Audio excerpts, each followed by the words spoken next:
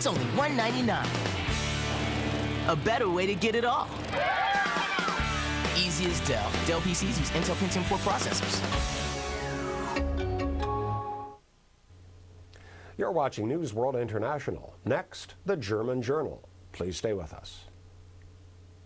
We watch NWI in Oakland, California, and find it to be a refreshing alternative. I've come to rely on NWI for unbiased information. International news programs are invaluable for a perspective that's better informed on world politics. The power to inspire people's interest in research. Your international coverage is broader and more sensitive to regional issues, and we appreciate that greatly. We're listening. Send us your feedback. Call 1-800-639-7967 or email nwifeedback@nwitv.com. This is your world, and this is your network for world news. Newsworld International, the first and only 24-hour international news network.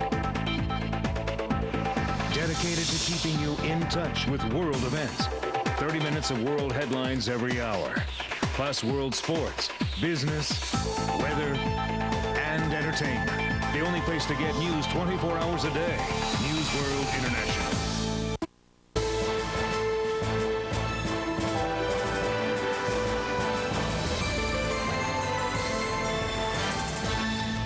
Hello, welcome to the Journal on DWTV. I'm Shane Fankhauser in Berlin.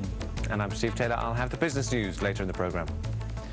The Bush administration is seeking to calm national and international outrage triggered by the abuse of Iraqi prisoners in a Baghdad jail. U.S. National Security Advisor Condoleezza Rice appeared on Arab-speaking television on Tuesday, appealing for trust from a skeptical public. She assured her viewers that those responsible would be punished. At a press conference in Washington, Defense Secretary Donald Rumsfeld totally condemned the abuse and promised that the Defense Department would act immediately to resolve the crisis. The Secretary of Defense had an unusually tough time at Tuesday's news conference. He vowed the Pentagon would move vigorously to investigate the allegations and bring those responsible to justice. Let there be no doubt that this matter will be pursued properly under the Uniform Code of Military Justice. The actions of the soldiers in those photographs are totally unacceptable and un-American. Any who engaged in such action let down their comrades who serve honorably each day. These images were released to the world last week.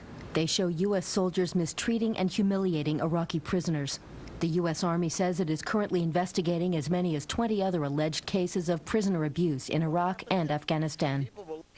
Rumsfeld says the Pentagon has sufficiently informed the public, but some members of Congress think the Pentagon hasn't done enough, and it's calling for full disclosure.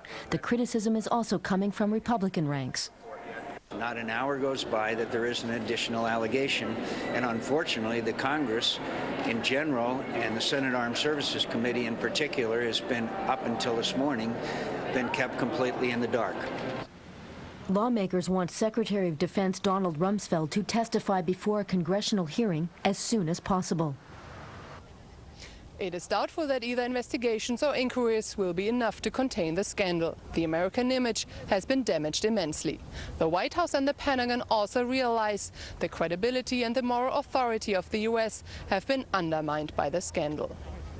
Top officials from the United Nations, the European Union, the United States and Russia have reaffirmed their commitment to the Middle East peace process. Representatives of the quartet have met in New York to discuss their so-called roadmap for peace, which foresees the creation of a Palestinian state. Divisions had emerged in recent weeks after the U.S. gave its support to Israeli plans for a unilateral withdrawal from the Gaza Strip.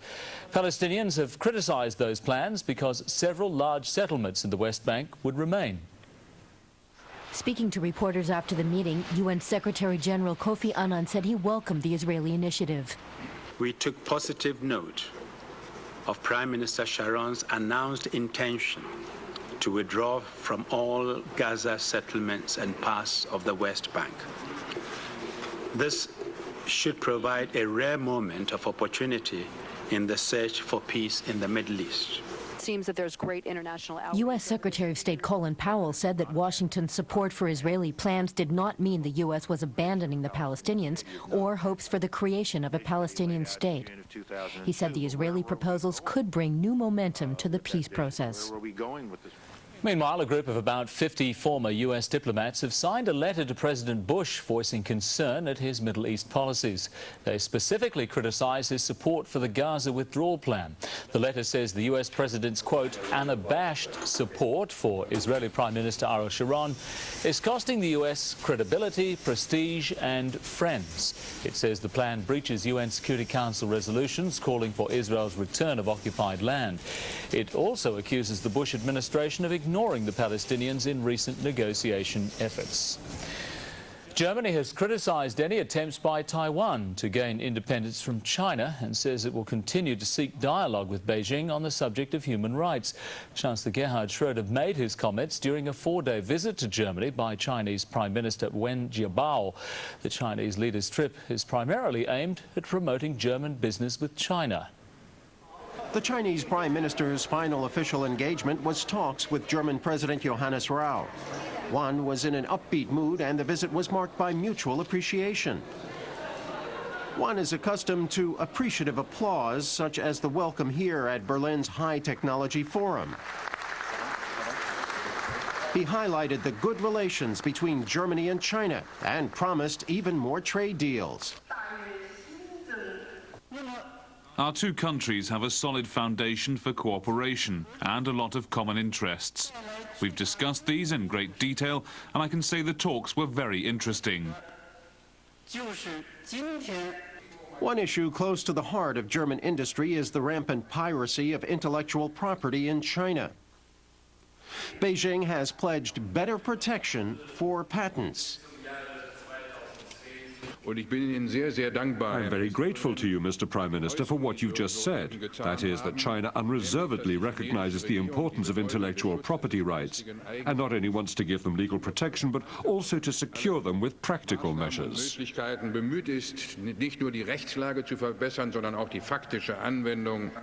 Another issue that came up during Prime Minister Wan's political talks in Germany was human rights. There is no press freedom or freedom of expression in China, and churches and members of other spiritual organizations often face repression. Germany's governing Social Democrats are at loggerheads with their junior partners, the Greens, on the thorny issue of immigration. Chancellor Schröder is insisting there can still be compromise over contentious questions like deporting dangerous suspects and adopting German citizenship. But the Greens have dug in their heels, and they say they're unwilling to continue any negotiations with the opposition Conservatives. The Green Party leadership appears to be concerned about what effect their threatened withdrawal would have, but despite worries that this may turn into a serious problem for the coalition, they aren't budging. The party is united in its refusal, and the time for a consensus appears to have passed. We in the parliamentary group have agreed that the immigration talks no longer have a basis that would make it reasonable to continue. But Interior Minister Otto Schily wants to leave the door to negotiations open. With his project faltering, he's determined to save the talks from complete collapse. He emphasized he does not want to continue negotiations without the Greens, but he's also appealed to his coalition partners' common sense. There's no reason to simply throw out results that all sides have already agreed upon. At some point, policies have to be adapted to reality. Behind the scenes, there are olive branches being offered as both parties search for a compromise, but they'll have to get down to business on Friday when the Chancellor's coalition leadership meets for final talks. And staying in Germany, a Tunisian man is on trial in Berlin on charges of planning attacks on U.S. and Jewish targets. Prosecutors allege the man had links to the al-Qaeda terrorist network and was trying to recruit helpers to carry out the attacks. His defense lawyer has rejected the charges, citing a lack of evidence. Prosecutors say Ihsan Ganawi was trained at an al-Qaeda camp in Afghanistan before returning to Germany last year with orders to organize attacks. They say police found bomb-making materials at his Berlin apartment and that he tried to recruit like-minded Muslims at a local mosque. Ganawi is charged with planning attacks last year, but he was arrested in Berlin the day the U.S.-led invasion of Iraq began.